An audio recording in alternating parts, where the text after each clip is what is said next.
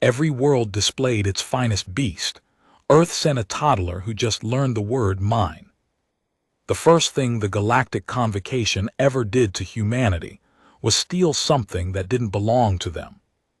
It wasn't a planet, it wasn't a resource, it wasn't even a war, not in any sense the great civilizations of the outer spiral understood war. They stole something smaller, they stole a child. Her name was Zia. She was 9 years old.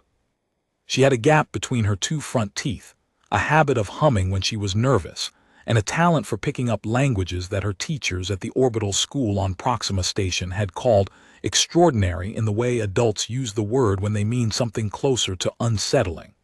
She was the daughter of Sergeant Major Dara Vazik of the Terran Joint Forces, which was not supposed to matter.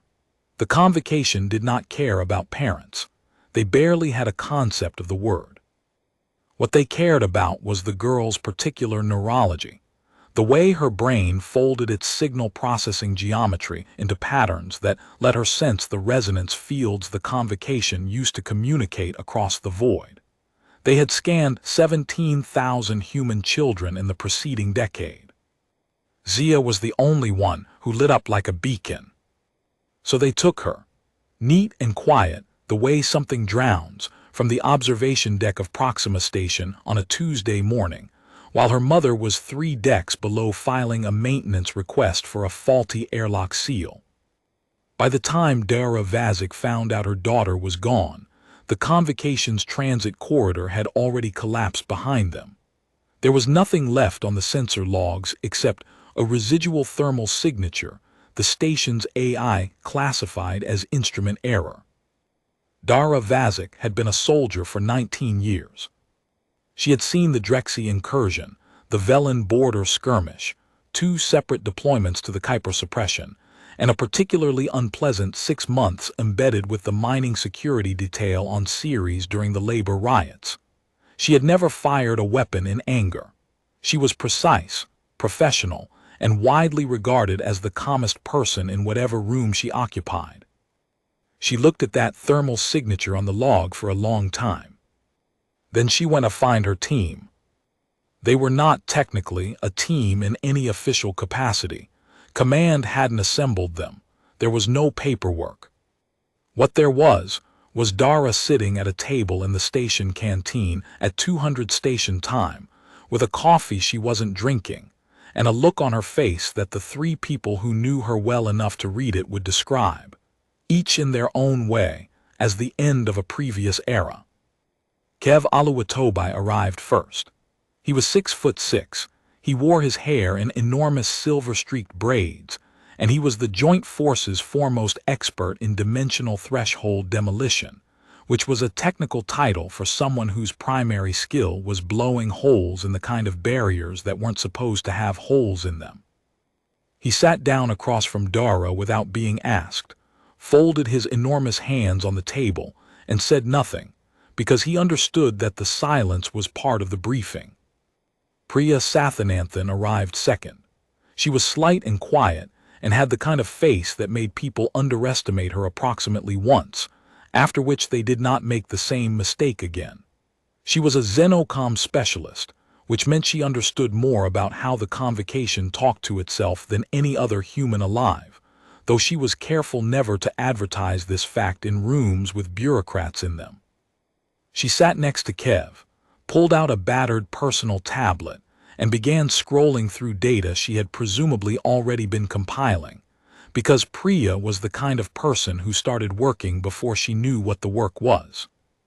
The last to arrive was Father Benedict Sarrow, which always surprised people who didn't know him, because Benedict looked exactly like what he was, a Jesuit priest with a martial arts background, an encyclopedic knowledge of cross-cultural theology including xenotheology, and a Terran Joint Forces chaplain's commission that technically gave him no combat role, but in practice meant he went wherever the others went because he was better in a fight than half the soldiers on the station and everyone knew it. He arrived with 2 additional coffees, set one in front of Dara, and sat at the end of the table. "She's alive," Dara said. "It was not a question." "As far as we can determine," Priya said. The convocation doesn't damage acquisitions. Their whole interest is in, she paused, adjusted her language.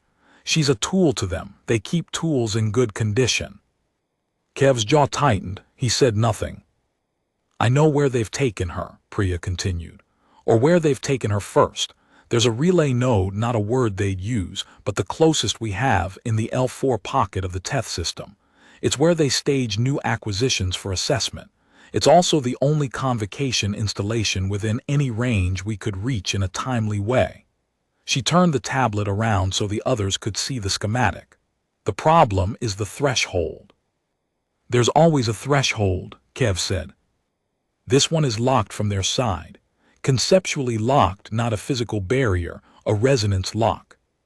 It only opens in response to a specific signal pattern. Priya looked at Dara.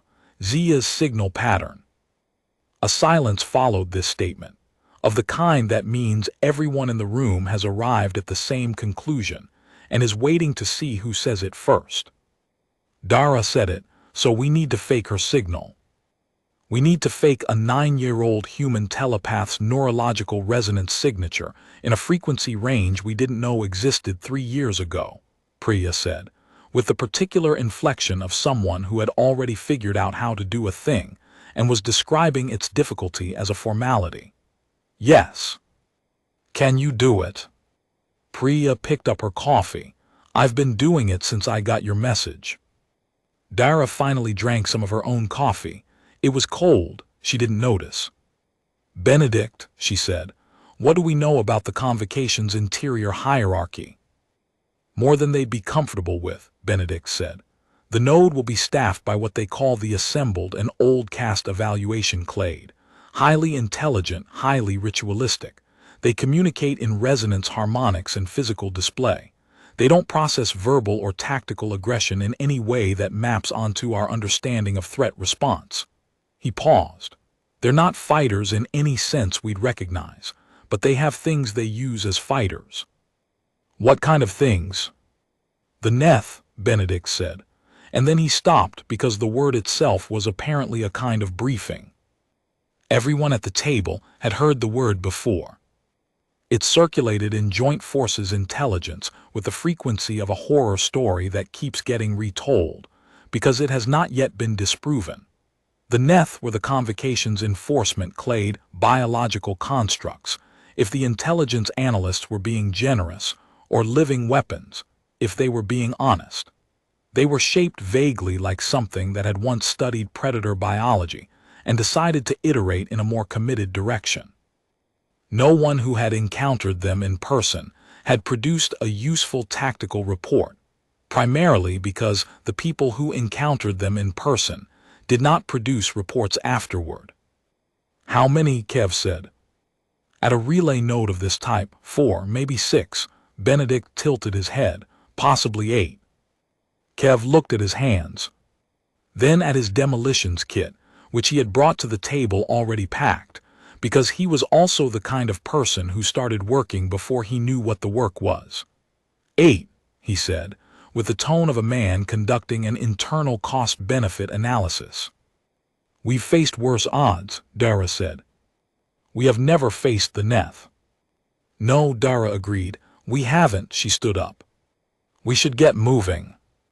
The transit to the TETH system took 11 days, which was 3 days longer than Dara wanted, and 4 days shorter than was medically advisable given the drive stress on the ship they were using, a decommissioned courier vessel that Kev had acquired through channels he described only as prior planning. During those 11 days, Priya worked on the resonance emitter that would fake Zia's signal. Kev inventoried, organized, and repeatedly reorganized his demolitions kit in a way that was actually a form of meditation. Benedict read from 3 separate texts simultaneously, annotating in margins already dense with previous annotations, and occasionally read passages aloud to whoever was in the common area.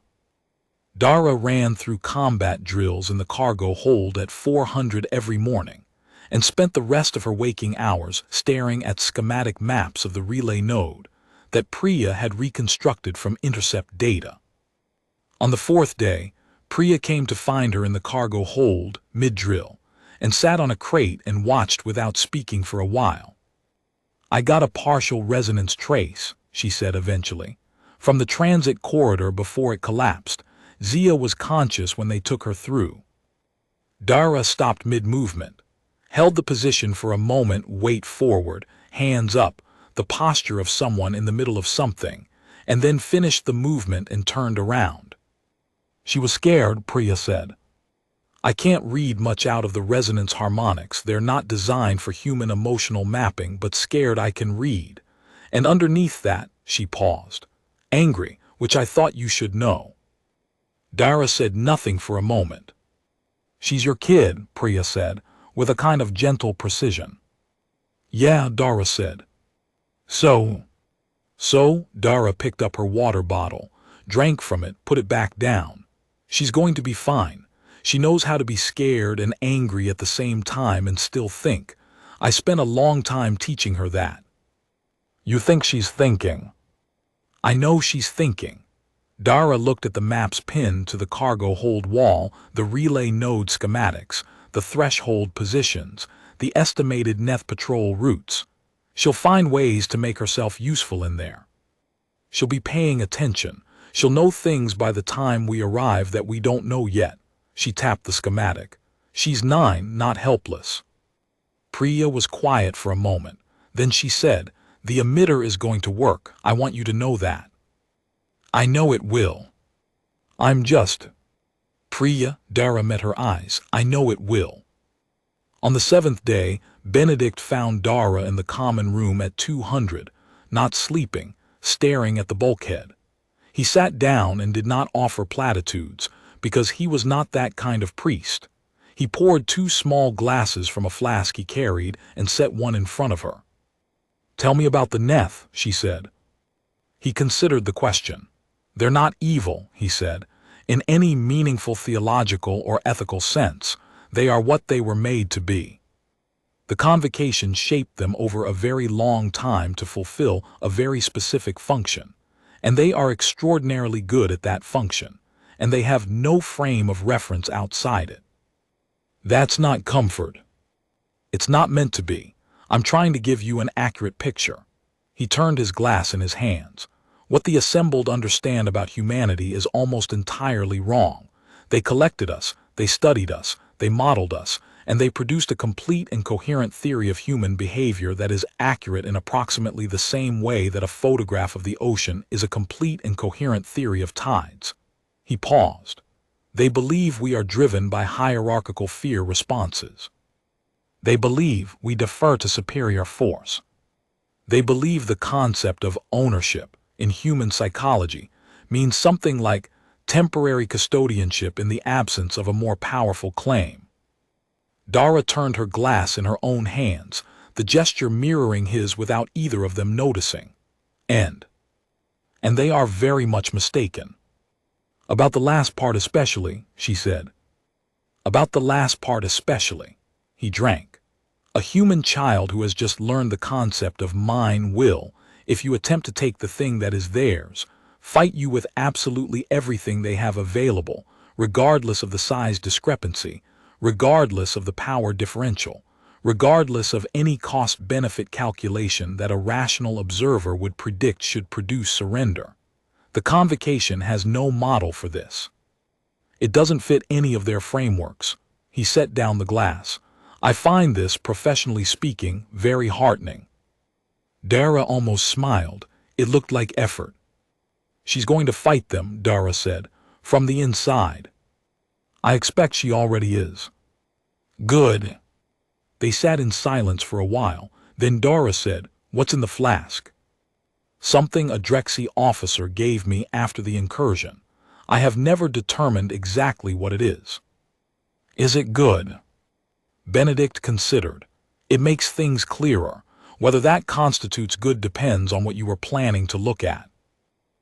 Dara said, and she drank.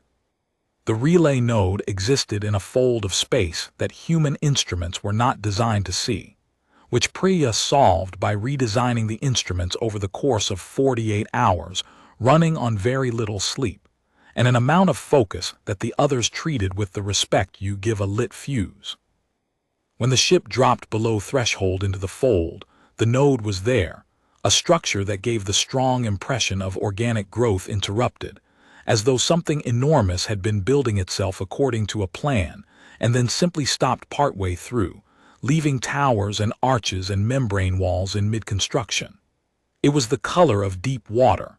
It did not have lights in any sense humans used lights, but it was not dark. "Signal active," Priya said. "They think the threshold is responding to Zia's pattern." "How long until they figure out it's not?" Kev asked. "Unknown. The emitter is a near-perfect copy, but near-perfect is doing some work in that sentence." "How much work?" "Enough that I'd like us to be inside before they check it twice." They went in fast. The threshold opened like something remembering how to breathe, and they were through it before it could decide to close again, and then they were inside the convocation relay node, which smelled of ozone and something organic that Benedict identified quietly as resonant secretion, a byproduct of the assembled's communication method, and which was to the human nose approximately what ammonia is to the human eye, not dangerous in small doses, but insistent about making its presence known. The interior was enormous and wrong in the specific way that spaces designed by minds with different geometrical intuitions are wrong, not incoherent, just organized by principles that the human eye kept trying to resolve into familiar patterns and kept failing. There were corridors that were also rooms. There were chambers that had no obvious ceiling. There were transitions between spaces that should have taken 10 meters to navigate and instead took 2. "I know where she is," Priya said. Her voice was very controlled. She had the resonance scanner active, not the emitter. She had built them as separate functions, and she switched now to receive only, reading the node's signal architecture the way you might read a building's floor plan if the floor plan were written in a language you taught yourself in transit. "Sublevel 3. Central Assessment Chamber." "Guards?" Dara asked. Priya checked, 2 Neth corridor side. "The other 6. Distributed through the upper levels. There's some kind of active process in the central spire. The assembled are occupied." She paused. "Something is disrupting their resonance network. It's localized to the assessment chamber." Kev and Benedict looked at each other. Kev almost smiled. "Not quite." "She's already causing problems," Dara said. It was not a question. "The disruption pattern is consistent, actually, rhythmic, like something being repeated." Priya tilted her head, listening to signals the rest of them couldn't hear. "She's humming." "She hums when she's nervous," Dara said, with a steadiness in her voice that was the most complex emotion in the room. "And when she's doing something on purpose. She always mixed those two up. The humming is interfering with their communication substrate. They can't block it without shutting down the network segment entirely, which they're apparently not willing to do." Priya looked up. "She's been doing it since they brought her in." "Sublevel 3, Dara said. "Let's go." The first 2 corridors were empty. The third corridor was not, and the thing that was in it stopped them the way weather stops you, not because it spoke or moved toward them, but because its presence had a quality of physical mass that exceeded its visible dimensions. The Neth looked, in the way that looking is something your eyes do involuntarily and your brain processes before you can stop it, like what evolution might produce if it ran predator optimization with no constraints on the outcome and several million years of patience. It was tall. It was wide in ways that didn't correlate to its height. It had 5 points of articulation that might have been limbs, arranged around a central mass that might have been a torso, and it held itself with the absolute stillness of something that has never needed to threaten, because everything it has ever encountered has already understood the situation. Kev said very quietly, "I will note for the record that I calculated 8. "There are 8, Benedict confirmed, checking the tactical map Priya had pushed to all their wrist units. "We appear to have encountered one of them." The Neth looked at them. It processed them the way a geological formation processes weather, as something temporary occurring in its vicinity. Dara fired first. The weapon she carried was not standard Terran Joint Forces issue. It was a resonance disruption emitter Priya had modified from a convocation communications node they'd acquired 3 years ago, which meant it fired in a frequency range the convocation used to stun their own people during internal enforcement actions. The Neth had no specific response architecture for this, because the convocation had never needed to enforce actions against the Neth. They were the enforcement. The first shot hit. The Neth staggered in a way that suggested its proprioception was disrupted rather than its physical integrity. It did not fall. It turned its central mass toward Dara. Then Kev came from the left and Benedict came from the right. And what followed was not graceful and was not clean and lasted 43 seconds according to Priya's timer. And at the end of it, the Neth was on the floor of the corridor making a sound that Benedict identified as the convocation equivalent of a distress signal, and the 4 of them were still upright, though Kev's left arm was at an angle it was not supposed to be at. Dislocated, Kev said, examining it with clinical detachment. Not the first time. We have 3 minutes before the signal reaches the upper levels, Priya said. Possibly 4. Sublevel 3, Dara said. Move. The assessment chamber was a spherical room the size of a warehouse, its walls covered in resonance nodes that were currently dark along one entire hemisphere. The hemisphere nearest the center of the room, where a 9-year-old girl with her mother's eyes and her own gap-toothed jaw was sitting cross-legged on the floor, humming. She was not bound. The assembled had apparently not conceived of binding as a relevant precaution. She was simply placed, the way you place an object you are about to study, in the center of the room's focus architecture. She had, by the look of things, been placed there approximately 6 hours ago, and had spent those 6 hours systematically and methodically disrupting every resonance node within her signal range, through the simple act of producing a sound that her brain's architecture translated into the convocation's own frequency spectrum, but translated wrong, not in a way that damaged the system, but in a way that made the system unable to process it. The way a human ear near a frequency it can't quite resolve keeps trying to hear it, and keeps failing and keeps producing a low specific misery that is not pain, but is not pain. She was looking at the doorway when they came through it. She did not run to her mother immediately, which was the thing that made Dara's throat close. She looked at them all first. She checked the tactical situation. She was 9 years old and she checked the tactical situation. Then she got up and crossed the room and hit her mother at chest height with the full force of someone who had been waiting 6 hours to do exactly this, and had also been checking the tactical situation. And Dara caught her and held on, and for approximately 4 seconds nothing in the universe mattered, except the warmth of a child against a parent's chest. Then Zia said into her mother's shoulder, "There are 2 of them in the upper left sector, the big ones. They've been up there the whole time." Priya was already adjusting the tactical map. "How do you know?" Dora asked. "They're resonance signatures. They're different from the little ones, heavier, lower. I could feel them moving." "You could feel the Neth moving," Kev said, in a tone of a man adjusting his internal model of the situation. "I've been feeling them moving for 6 hours, Zia said, with the precision of someone for whom this was information rather than complaint.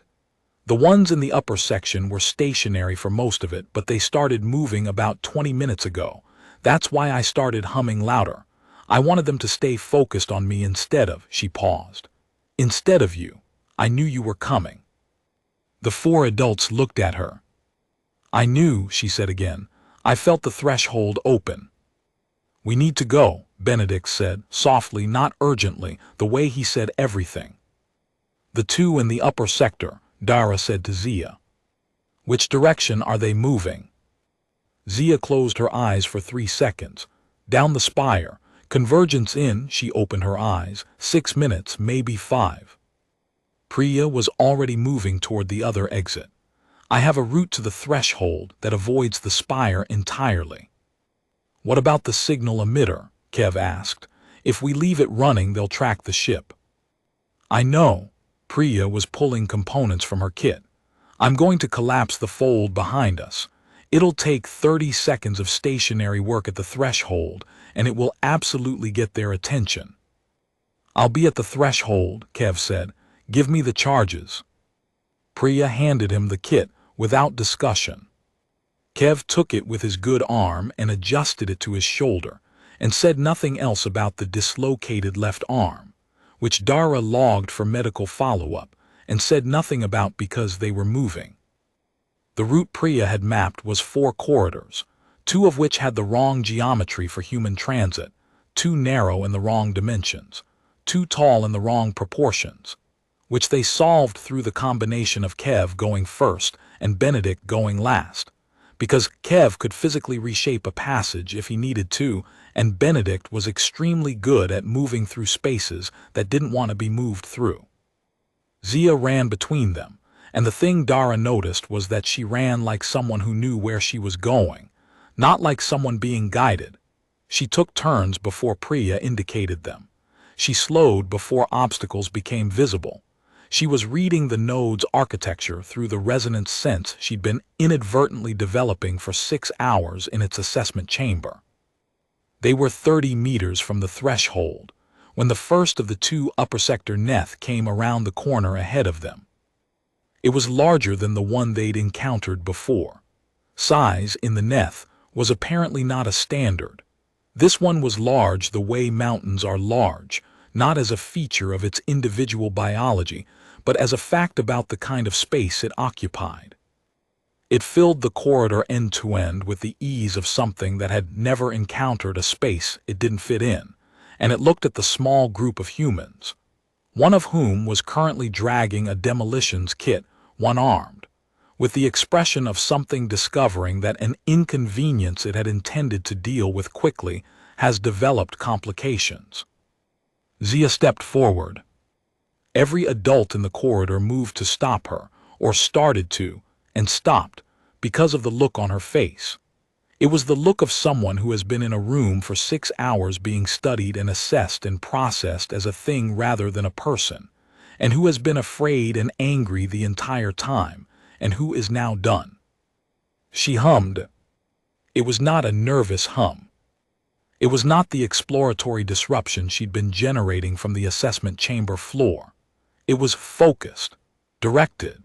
She stood in the corridor looking at a thing that outweighed her by approximately 3 orders of magnitude, and she aimed the resonance her brain produced at its signal architecture the way you aim a light at someone's eyes. The Neth stopped. Not fell, not reeled, stopped, mid-motion, in a way that suggested its motor coordination had been interrupted at the source. It lasted 4 seconds. Zia's face was pale and her fists were clenched, and the effort of it was written in her jaw, in the tendons of her neck, in the way she was breathing. 4 seconds was enough. Kev went past her on the left, and Benedict went past her on the right, and the Neth in the corridor learned something about humanity that the Convocation's models had not prepared it for, in the specific medium of a very large man with a dislocated arm and a Jesuit priest with a martial arts background operating in coordination at close quarters. When the corridor was clear, Zia's knees buckled slightly and Dara was there, hand on her back, steadying. That, Dara said, was reckless. It worked, Zia said. It was also reckless. You do reckless things all the time. I do them so you don't have to. Zia looked up at her mother with the specific expression of a 9-year-old who is filing an argument for later. We can talk about this when we're not being chased. Agreed, Dara said. Threshold now. Kev was already at the threshold when they reached it, good arm planted against the structure, demolitions kit open. The threshold read as a seam in the space of the fold, visible only in the way that a heat shimmer is visible, as a distortion in what should be flat. Priya put her hand to it, and the emitter produced the last pulse of Zia's resonance signature, and the threshold opened. Go, Kev said. They went, Priya first, then Benedict, then Zia and Dara together, and Kev came last with the charges placed and the detonator in his good hand, and he came through the threshold 3 steps ahead of the second upper sector Neth, which had come around the far corner at a run. And the Neth ran the way landslides run, not with speed exactly but with a kind of inevitability that outran speed, and Kev hit the trigger. The fold collapsed. It did not explode. It did not make a noise human ears could hear. What it did was cease, and the threshold ceased with it, and the relay node and its inhabitants were no longer in any space that the ship's sensors could find, because there was no longer a fold to be in. The ship's emergency lighting came on. The drive spun up. Priya was already at the navigation console. In the cargo hold, which doubled as the ship's medical bay, Benedict was resetting Kev's shoulder with the practiced efficiency of a man who had done this before, and Kev was not making any sound that acknowledged the experience, which was either stoicism or the Drexy mystery alcohol still doing its work. Zia was sitting on a crate with a foil blanket around her shoulders, not because she was cold, but because Dara had put it there, and Zia had allowed it, and was now examining the foil with the focused interest she applied to unfamiliar materials. "Tell me what you learned in there," Dara said. It was not the thing a parent says to a child who has been frightened and taken and held for 6 hours by beings that barely registered her as alive. It was also exactly the right thing, because Zia's expression shifted from tired and pale to the expression she had when she was being asked to do the thing she was best at. "Their network is not monolithic," she said. "The assembled, the ones who run the nodes, they're a clade, which means they function like one decision-making structure, but they're actually a collection of sub-architectures that have to consensus process everything. It takes time, more time than they think it does from the inside." She pulled the foil blanket tighter. "The Neth are on a separate signal layer. They respond to the assembled, but the response channel has latency. If you could disrupt the channel during a command transmission, they'd freeze," Dara said. "For long enough to be a problem." Zia looked up. "I disrupted it without knowing how for most of the 6 hours. I learned how toward the end. The hum isn't the tool exactly. The hum is how I focus the tool. The actual mechanism is the resonance my brain generates natively. It's the same frequency range the assembled use, but it's dissonant, like 2 instruments in the same register playing different keys." Dara was listening with the particular quality of attention she gave intelligence briefings, which was total and without expression. "How long can you sustain the disruption?" "I'm not sure yet. 4 seconds nearly knocked me over." 4 seconds knocked you over. 4 seconds of full disruption nearly knocked me over. I can sustain partial disruption much longer. The partial version is what I was doing in the assessment chamber. It's less precise, but it's sustainable, and it kept their coordination fractured the whole time." She considered. "I think with practice." "We're not going to practice by running more rescue operations." "I know." Zia looked at her hands, turned them over. "But they took me because they thought I was an asset they could use. They studied me for 6 hours and they missed the part where I was studying them back." She looked up. "I know their network architecture better than any human has ever known it. Because I was in the room with it, and I paid attention, and they didn't think I mattered enough to shield from." The cargo hold was quiet for a moment, except for the sounds of the ship moving and Kev exhaling after the shoulder was reset. "They made a mistake," Dara said. "They made the same mistake everyone makes," Zia said, with a precision that was at least half her mother's and possibly half something she'd arrived at entirely on her own. "They assumed that small meant safe."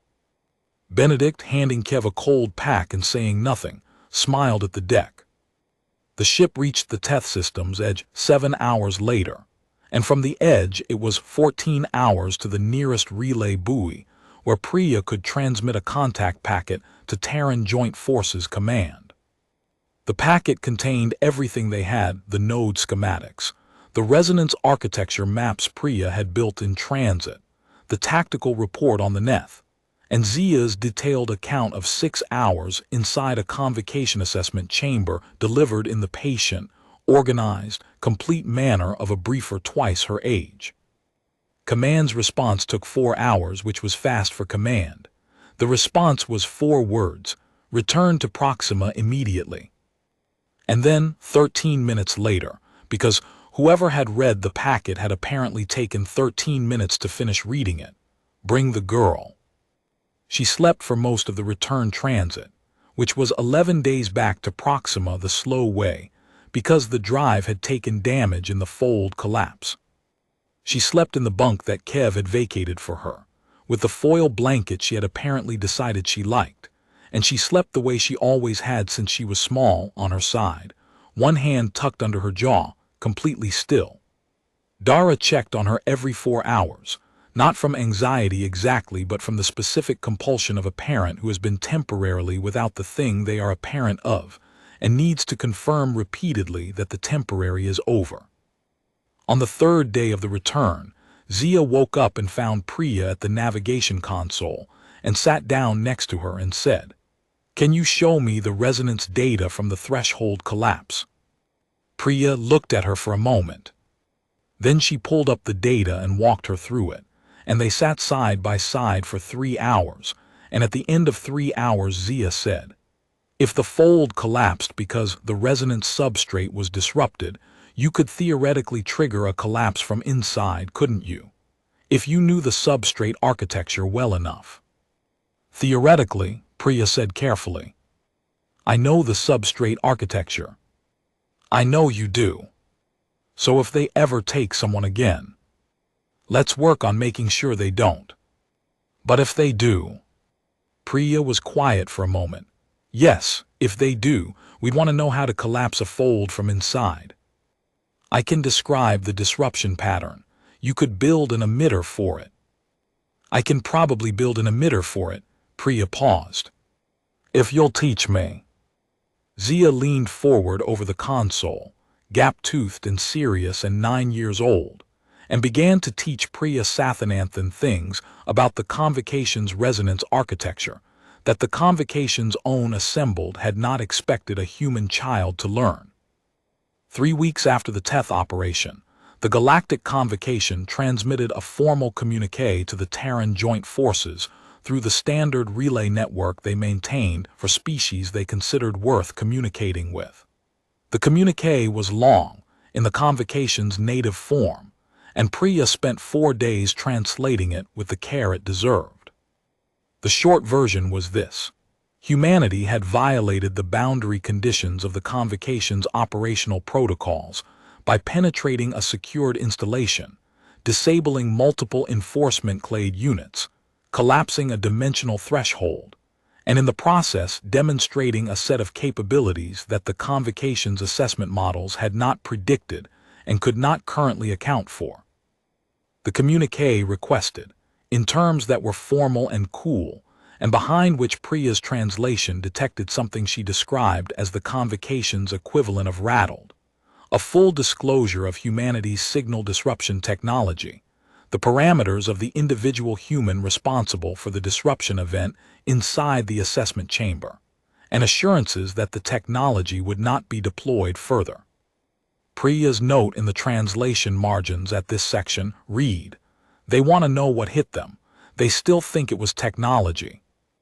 The Joint Forces response was drafted by a committee of 7 senior officers and 1 Xenocom specialist, and ran to 40 pages of careful diplomatic language, and the crucial paragraph, the one that would be quoted later in the years after, when people talked about the moment the calculus of the Convocation's relationship with humanity shifted, was this: "The individual referenced in your inquiry is 9 years old. She learned the capabilities in question over a period of approximately 6 hours while in your custody. She did so independently, without equipment, instruction, or prior exposure to your signal architecture. We are disclosing this not as a threat, but as an accurate account of the situation, so that your modeling of human capabilities may be corrected where it is currently insufficient. We would note, for the record, that the individual in question has since continued her studies and has indicated she finds the subject interesting. The response was transmitted. The convocation did not respond for 11 days. When they did respond, the communiqué was shorter than the first. Priya translated it in 2 hours.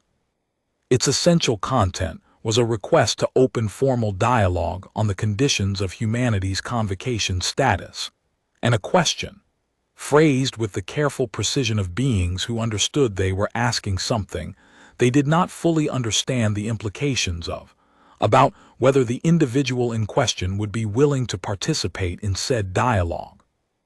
Priya's note in the translation margins at this question read, "They want to study her. They still haven't figured out what that means." Zia, when the question was relayed to her in the common room of Proxima Station, where she was sitting at a table with her mother, eating something that passed for noodles in the station canteen, doing homework, considered it for a long moment.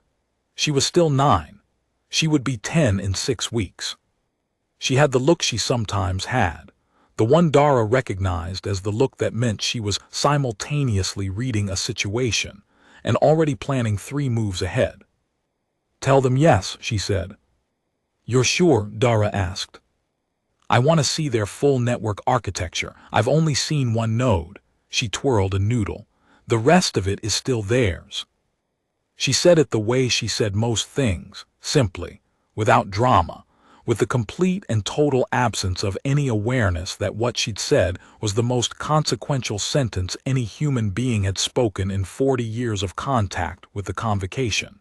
She said it the way a 9-year-old says everything that matters to them.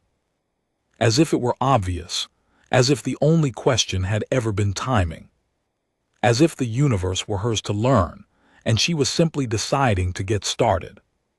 In the months that followed, the Joint Forces intelligence community would produce an extensive analysis of the TETH operation, its tactical lessons, its strategic implications, its long-term impact on humanity's standing in the broader galactic framework that the convocation anchored. The analysis was thorough. It covered every aspect of the operation in detail. It dedicated 47 pages to Priya Sathananthan's resonance emitter technology. It dedicated 12 pages to Kev Aluwatobi's threshold collapse methodology. It dedicated 9 pages to Benedict Sarro's xenotheological intelligence. It dedicated 6 pages to Dara Vazik's operational planning. It dedicated 2 paragraphs to Zia. Dara, reading the analysis in her office at Proxima Station, paused at the 2 paragraphs. Read them again. Then she put the analysis aside, went to find her daughter, and told her none of it, because there was nothing in those 2 paragraphs that Zia didn't already know about herself, and nothing Dara needed to add.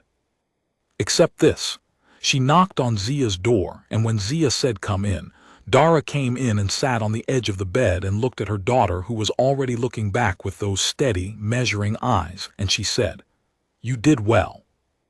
"I know," Zia said. "You would have done the same. I would have been less efficient about it." "Probably." Zia put down the text she'd been reading. It was a Convocation Resonance Architecture Manual, translated by Priya, annotated by Zia in 3 different ink colors. "Are you okay?" Dara looked at her daughter for a moment. "I will be." "Good." Zia picked the manual back up. "I need to be ready when the dialogue starts." "You have time." "I know, but they have the rest of their network." She turned a page, "and I don't." "Not yet." The word hung in the room like a promise or a warning, and neither of them said it, because neither of them needed to. It was simply there, the specific weight of a human mind that had touched something vast and found it interesting, and decided to understand it, and had every intention of doing exactly that. In the Convocation Relay Network, across 17 systems and 1,100 active nodes, The disruption signature Zia had generated in the Teth assessment chamber 6 weeks prior was still on file in the Assembled's incident archive. It had been classified, analyzed, modeled, and still not fully explained. The nearest the Convocation's vast collective intelligence had come to an explanation was a notation in the archive's closing summary, added by the subarchitecture that had first processed the incident. The signal was human in origin. The pattern was consistent with a resonant source of developing capacity. Based on current trajectory modeling, do not assume this capability has reached its ceiling. Do not assume this capability has reached its ceiling. It hadn't. It was just getting started. The formal dialogue opened 3 months after the Teth operation, in a purpose-built neutral installation that humanity had constructed at the Convocation's request at the outer edge of the Teth system. Not inside a fold, not in any Convocation-controlled space, but in flat open vacuum with full sensor coverage, and a Terran Joint Forces corvette sitting at a respectful but entirely unambiguous 5,000 kilometers distance. The installation was the size of a large cargo container. It had 2 rooms, a communications chamber and an airlock. It was not designed for comfort. It was designed to be exactly what it was. Zia wore her station school uniform because Dara had strongly recommended against the idea of dressing her in anything that looked official, and because Zia had independently reached the same conclusion and was thus in agreement on tactical grounds rather than maternal ones, a distinction she considered important to establish. She sat across the communications array from a resonance interface the Convocation's engineering clade had sent ahead, a 3-dimensional signal architecture that rendered the Assembled's communication into something a human translator could parse in real time with a 40-second processing lag. Priya sat to her left. Dara stood at the back of the room because she was there in an official capacity as the senior Joint Forces officer, and also in a personal capacity that had no official title, but that everyone in the room understood perfectly. Benedict stood next to Dara, because he was the kind of person who stood next to people who needed someone standing next to them, and because his Convocation xenotheology background made him the best rapid translation consultant in human space, and because Kev was at the Corvette managing the sensor array, which was his preferred contribution to diplomatic proceedings. The Assembled opened the dialogue with a statement that took 11 minutes to transmit and 40 seconds to process and translated, in Priya's rendering, to approximately, "We have reviewed the incident archive. We have adjusted our models. We request clarification on several points that remain inconsistent with our current understanding." Zia said, "Which points?" The exchange that followed lasted 4 hours. It was recorded in full and classified at the highest Joint Forces clearance level, not because its content was dangerous, but because the analysts who reviewed the transcript were still, 6 months later, not entirely sure what they were looking at. What the transcript showed, at a surface level, was a 9-year-old human girl, and a collective intelligence of beings who had been cataloging species for longer than human civilization had been writing things down, talking to each other about signal architecture, resonance substrates, and the mechanics of how minds interface with frequency ranges they weren't originally built to navigate. What the transcript showed, at a less surface level, was that the Convocation kept asking questions and Zia kept answering them, and the answers kept producing more questions, which was the specific conversational dynamic of something encountering a thing it had no prior model for, and finding that the more it learned, the less it could account for with its existing frameworks. Partway through the second hour, there was an exchange that Priya would later describe as the moment the room changed. The Assembled had been asking, with careful precision, about the nature of the disruption Zia had produced in the assessment chamber. They wanted to understand the mechanism. They had been approaching it from their own framework. A signal was a signal, produced by a transmitting architecture, with characteristics that could be mapped and modeled and replicated or countered. Zia said, "It's not a signal, not the way you mean." The assembled process this. 40 seconds, clarify. You generate resonance signals with purpose-built architecture, dedicated structures that produce specific outputs. Your communication network, your enforcement channels, your assessment tools, all of them are engineered. They do one thing because they were built to do one thing. Zia leaned forward slightly over the interface. My brain wasn't built for this. It just turned out to be able to do it, as a side effect of the architecture it was built for, which was something else entirely. And because it wasn't designed to operate in your frequency range, it doesn't follow your operational rules. It interferes the way two things interfere when they're resonating in the same space, without being part of the same system. The 40-second processing lag passed. The assembled's response translated to, "We do not have a model for unintentional capability." "I know," Zia said. "Most things don't happen on purpose. That's actually kind of the point." The processing lag passed again. "Humans are like that in general," she said. "We do things by accident that we then figure out how to do on purpose. The accidental version is usually more disruptive because it doesn't follow the rules the system was built around." She paused. "You took me because my brain does something useful for you, but you studied me for 6 hours and you only looked at the useful thing. You didn't look at the rest of it." The processing lag, then what is the rest of it? Zia was quiet for a moment, in the way of someone deciding how much to say. "Everything else," she said. "We're not just the useful thing, we're all of it at once. And we don't separate those out cleanly." She met the resonance interface directly, which was the closest thing to eye contact the medium permitted. That's probably going to keep being a problem for your models. In the back of the room, Dara looked at her daughter for a long moment without speaking. Benedict very quietly said, "She's not wrong." "She's never wrong," Dara said. "It's one of her least convenient qualities. She gets it from somewhere." Dara said nothing to this, but she didn't argue. The dialogue continued. By the third hour it had shifted from clarification to something that had more of the texture of negotiation, though both parties were careful not to use that word yet. The convocation wanted to understand. Humanity wanted acknowledgement.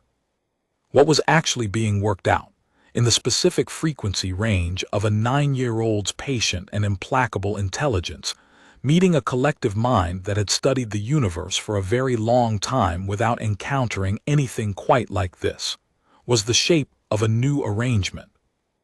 Not peace exactly. Not yet. Peace takes longer and requires more trust than 3 months and 4 hours of resonance dialogue could build. But the beginning of a question. What is this thing? The convocation was asking, and the asking was itself the beginning of an answer, because the thing they were asking about was humanity, and humanity had always been most itself when someone was trying to figure it out. The dialogue closed at hour 4 with a convocation transmission that translated as, "We will require additional sessions to complete the modeling process." Zia said, "Me too." Processing lag. "Your modeling process," the assembled clarified. "I know what you meant," Zia said. "Me too. I don't have the full picture either." She reached out and reduced the interface power, the standard closing protocol. "That's why we should keep talking." The installation's airlock cycled as they prepared to leave, and in the brief moment when the communications array was powered down and the room was just a room, Zia sat back in her chair and breathed out, long and slow, the exhale of someone who has been holding themselves very precisely in shape for a sustained period and can now let the shape relax slightly. Dara came forward from the back of the room and sat in the empty chair beside her. "You did well," she said. Zia looked at her. "You keep saying that. You keep being right." Zia was quiet for a moment. Then she said, "They're not going to give up wanting to study me." "No. That's fine. I want to study them too." She looked at the powered-down interface. I want to see the rest of the network, the full architecture, if I understand the whole system. One session at a time, Dara said. I know. Zia was quiet again. Then in a different voice, not the briefer's voice, not the negotiator's voice, the other one. Are we going to be okay? As a species. As us. Dara put her hand on her daughter's shoulder, which was still small, still 9-year-old sized, still the shoulder of someone who was a child and who was also, in ways that were going to keep being remarkable, very much more than that. Yeah, she said, we're going to be okay. Promise. I promised you that before the Teth operation. You did, Zia said, and you were right, a pause. You do reckless things. I do. And they work. Mostly. Zia reached up and patted the hand on her shoulder with the unself-conscious affection of a kid who had not yet learned to be self-conscious about it. And Dara held on. And outside the installation, the Teth system turned slowly in the deep dark of space. And the Terran Joint Forces Corvette sat at its 5,000 kilometers and watched over both of them.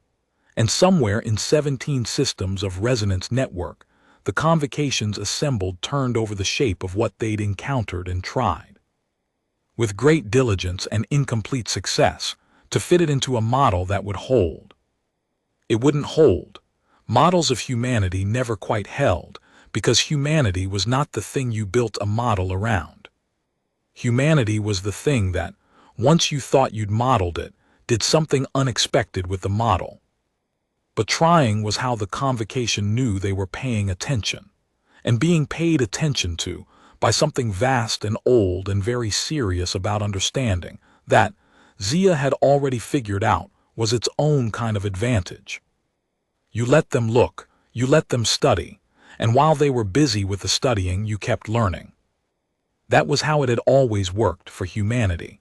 Not through force first, not through superiority of arms or size or power, through the stubborn insistence on understanding and the even more stubborn refusal to be fully understood. Through the child who sits in the alien chamber and hums, and pays attention and waits. The convocation was old. They were vast. They had seen things that made the breadth of human imagination look narrow, and they had studied species for longer than human language had existed, and they were, by almost any metric, among the most formidable intelligences in the explored spiral. But they had never met a species that taught its 9-year-olds that the universe was something you could learn. They were learning now what that meant. So was everyone else. 6 months after the formal dialogue opened, a second relay node went dark. Not destroyed, dark. The resonance network registered a localized disruption of the kind the assembled's incident archive now had a category for, though the notation in that category still read, origin mechanism not fully characterized. The dark lasted 4 minutes and 11 seconds, and when the network came back online, the affected node's entire assessment archive, a century of acquisition data, species profiles, capability assessments, had been copied to an external signal that resolved, when the assembled traced it, to a Terran Joint Forces signal relay at the outer edge of charted space. The assembled transmitted an inquiry. They were by this point past the formal register of early communications. The inquiry translated to, "Was this you?" Priya Sathananthan sent back a one-line response, which she wrote herself, which read, "Please clarify the specific you to which this inquiry refers." The response from the assembled took 14 hours. It translated to, "The child." Priya wrote back, "She has a name." Another pause, then Zia Vazik. Was this Zia Vazik? Priya considered the question for a long time. Then she sent it to Dara, who sent it to Zia, who was 11 years old now and sitting at a different desk in a different orbital station with 3 different manuals open and her hair grown long enough to tie back, and who read the inquiry with her characteristic steadiness, and then tilted her head slightly to the left, which was what she did when she was deciding something. "Tell them," she said, "that I was practicing." "Practicing what?" Priya asked. Understanding the system. Zia went back to her manuals. Tell them I'll give the data back when the dialogue produces something worth trading for. Priya looked at her for a long moment. You know, Priya said, when you were 9 you were already difficult to argue with. I was easier to argue with then, Zia said, turning a page. I've had 2 years of additional data. Priya sent the response. The convocation was silent for 9 hours. Then they sent a counter-proposal. Then Zia sent a counter-proposal. The exchange ran to 47 transmissions over the course of 2 weeks, and at the end of it, the assembled had agreed to a data-sharing protocol that gave humanity access to 600 years of species observation data in exchange for one thing. Zia's own account of what the inside of their network looked like from a human mind. It was, the assembled's closing transmission noted, the only data they had been unable to obtain by any other method. Zia wrote the account herself, in longhand first on paper and then transcribed. It ran to 212 pages, and Priya translated it into convocation resonance notation over 3 months, and it was the most detailed map of a xenomind signal architecture ever produced by a human being. And it was also, in a way that the intelligence analysts appreciated only in retrospect, a perfect account of everything the convocation had not understood about its own network until a child sat inside it and listened. On the last page, Zia wrote, I want to be clear that this account is accurate as of today. The system will continue to change. So will I. These are preliminary findings. The assembled processed the account for 119 days. Their response was 3 words, in the nearest convocation equivalent. We understand now. Zia, reading the response, looked at it for a long moment. Then she looked at Priya. Do they? She asked. Priya considered. They understand more than they did. That's different from understanding. Yes, Priya said, it is. Zia nodded once, with satisfaction, and turned back to the newest set of manuals, which covered a convocation network node type she hadn't accessed yet, in a system she hadn't visited, in a part of the spiral that was still mostly dark on Terran charts. She had a list. She was working through it. 1 node at a time, 1 session at a time, 1 question answered producing 3 more questions, the way all real learning works, not toward an endpoint but toward a horizon that kept receding and revealing more horizon, which was not a frustration but the whole point, because a receding horizon meant the universe was bigger than you'd thought, and a universe bigger than you'd thought meant there was more of it to know. Zia Vazik was 12 years old. She had a gap between her front teeth and a habit of humming when she was nervous and when she was focused, and she had the full resonance architecture of a convocation relay network in her head, and the beginning of a second one, and she was not finished. She was, in every sense that mattered, just getting started. Somewhere in the convocation's vast and ancient network, the assembled turned the word mine over in their collective processing, and found, for the first time in 6 centuries of contact with new species, that they did not fully know what it meant.